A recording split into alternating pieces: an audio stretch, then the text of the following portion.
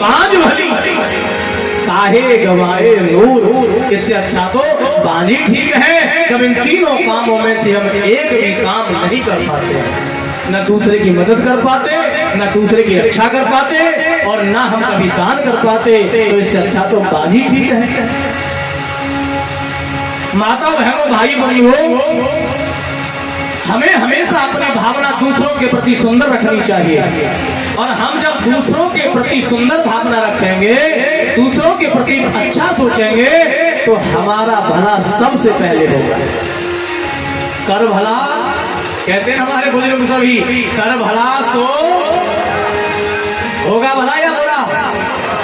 बुरा नहीं, बहन जी कह रही है नहीं भला, मैं कह रहा हूँ बुरा बोला नहीं, बोला भला होगा, तो ये गलत हो रही है।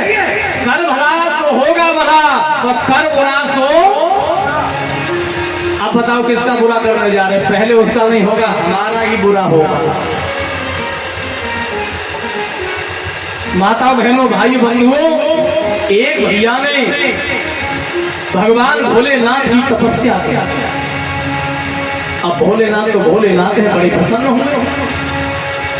अब जब तपस्या की, भोलेनाथ उनकी तपस्या से प्रसन्न होकर के उनके सामने प्रकट हुए।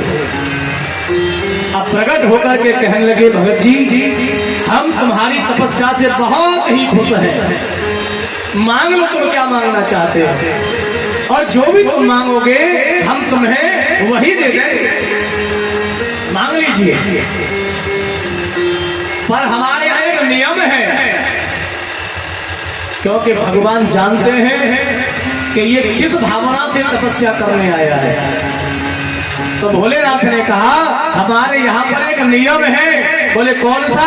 बोले हमारे यहाँ पर ये नियम है कि यदि आप एक वरदान मांगोगे तो तुम्हारे पड़ोसी को डबल मिलेगा। समझे? वो भक्त की भावना देख रहे हैं कि तुम ऐसी तपस्या कर रहे हो, अपने घर में पूजा पाठ करते हो, तो तुम्हारी भावना क्या है पड़ोसी के प्रति। तो कहने लगे भैया अगर तुम एक मांगोगे ना तो तुम्हारे पड़ोसी को डबल मिलेगा। बोले तपस्या तो मैंने की है, पड़ोसी को तपस्या आपने की है तभी तो पड़ोसी को डबल मिलेगा, ये तो आप देखिए। कहा अच्छा? बोले उसने तो कुछ भी नहीं किया फिर उसको डबल मिलेगा, बिना किए मिल जाएगा? बोले हाँ ये हमारे नियम है। अब भगवान उसकी भावना देख रहे हैं। तो कहा आप जितने भी मांगोगे ना उसका डबल तुम्हारे पड़ोसी को मिलेगा। तो भैया ने सोचा रोज ही कष्ट किया हमने, तपस्या की हमने, तो हमको तो केवल एक मिलेगा और पड़ोसी को डबल मिलेगा, ये कौन सा नियम है? लेकिन हम भी ऐसा ही मांगेंगे, तुम भी याद करोगे जीवन में।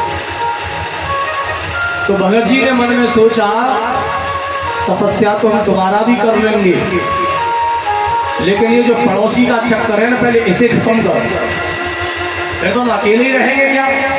पड़ोसी का मामला खराब हो जाएगा तो अकेले रहेंगे, फिर करेंगे तपस्या, फिर मांगेंगे मनमानी। कहा ठीक है। कहा सुनो महाराज मैं 2 वरदान मांगूंगा, 2। कहा बिल्कुल जो भी मांगना हो मांग लीजिए। कहा ठीक है। कहा 2 मांगूंगा। अब मेरा जो पहला है वो ये है, ध्यान से सुन लेना। कहा चिंता मत करो भैया हम ध्यान से ही सुनते। कहा पहला हमारा ये है आप हमारी तपस्या से खुश हो? बोले बहुत बहुत, चिंता मत करो, बहुत खुश है। तो हम जो पहला मांग रहे हैं वो ये है कि हमारी एक आंख फोड़ दो। तो पड़ोसी की बोलो कितना मिलेगा पड़ोसी को? डबल मिलेगा। भोलेनाथ बोले ऐसा भगत तो पहली बार ही है, आज अच्छा बन हुआ बन गया। हमें क्या पता भी ऐसा करेगा ये पड़ोसी के साथ। भोलेनाथ कहा भैया बदल दो, कुछ और मांग लो। तपस्या हमने की है, कष्ट हमने किया है, आपका काम फल देने का है तो आप हमें दीजिए, हमने मांग लिया। कहा तो पड़ोसी को तो दोनों ही जाएंगे। कहा हमें क्या मतलब, तुम्हारे यहाँ तो नियम है ना पड़ोसी को डबल मिलेगा, हमको तो एक मिलेगा। तो हमारी तो एक आंख फोड़ दो, पड़ोसी की दोनों ही गई। अब कहा भैया दूसरा जो है वो थोड़ा सोच समझ के मांगना, सोच समझ के का चिंता मत करो, सोच करके मांग रहा हूं, बिना सोचे तो मैंने मांगा ही नहीं है। कहा सोच समझ के मांग रहा, कहा बिल्कुल चिंता मत करो, तुम्हारा भगत ऐसा वैसा नहीं है, तपस्या की है। हमारे घर के दरवाजे के सामने एक कुआं खुदवा दो, पड़ोसी के सामने कितने? दो। भगत जी ने क्या सोचा, बोले मेरी तो अभी एक आंख बाकी है, तो मैं तो कुआं को देख करके बच के निकल जाऊंगा, लेकिन जब पड़ोसी निकलेगा तो क्यों डरवाने वाले हो, क्या होगा? एक तो दोनों ही साफ, और इधर वाले कुएं में नहीं गिरेगा तो इधर वाले में तो गिरेगा ही गिरेगा। पहले तो पड़ोसी का सत्यानाश किया। तो इसका भावार्थ ये है कि हम जब भजन पूजा पाठ करते हैं तो हमें पड़ोसी के प्रति सुंदर भावना रखनी चाहिए, और हमें बोलना चाहिए सर्वे भवन्तु सुखिना सर्वे सन्तु निरामया सर्वे भद्राणि पश्यन्तु मा कश्चित् भाग भवेत्। सारा विश्व सुखी हो, सारा विश्व निरोगी हो, और जब सारा विश्व सुखी होगा तो हम भी तो उसी विश्व में हैं, हमको भी भगवान सुखी करेगा। माता बहनों भाइयों बंधुओं, अब मैं पूछना चाह रहा हूं कि हमारी यहाँ माता बहनें कितनी हैं जो उनके बच्चे उनके पैर छूते हैं? जरा ऊपर हाथ करना।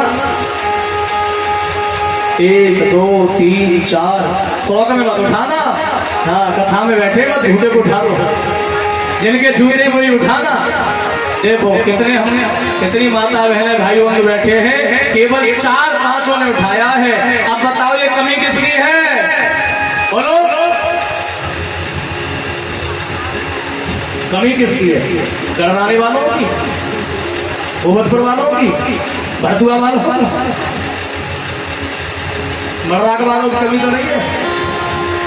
कमी तुम्हारी है, तुमने सिखाया ही नहीं।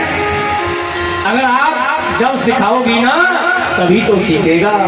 संस्कार तो माँ के हाथ में है, और इसलिए सबसे जो पहली गुरु होती है वो माँ होती है। बच्चे को जितना समय रहने का माँ के पास मिलता है उतना समय उसको किसी के पास नहीं मिलता, और माँ उस समय जैसा उसे सिखाएगी वैसा ही तो सीखेगा। इसलिए तुम परिवर्तन लाओ।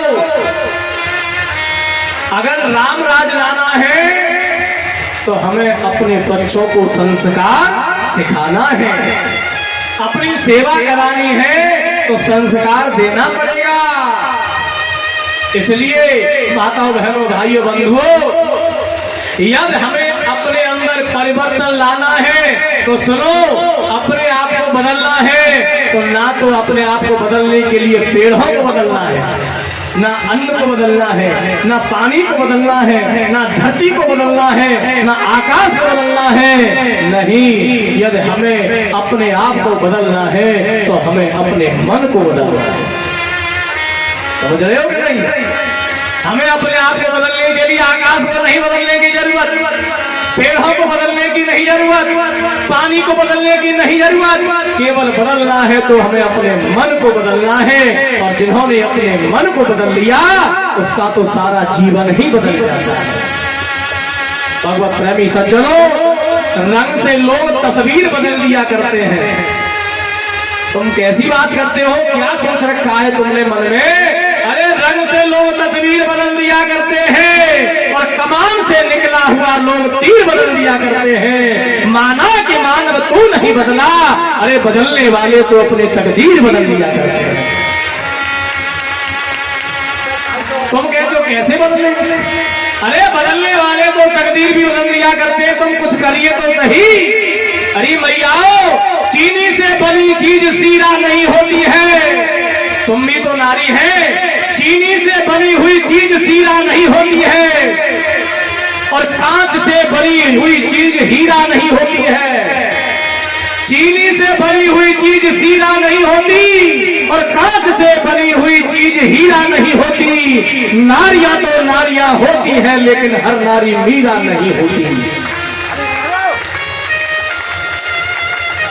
इसलिए हमें अपने आप को बदलना पड़ेगा। जो मेरा जानती प्रीत किए तो कहो नगरी नोरा पीटती है प्रीत न करियो को। अरे मीराबाई भी वो भी तो एक नारी थी इस देश की। आज उसने इतिहास बना दिया।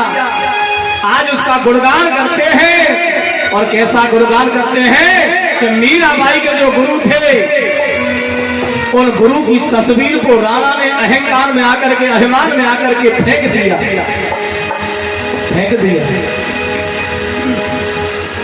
अभिमान था राणा को बहुत और राणा को क्या लग रही थी कि हमारी बेइज्जती हो रही है।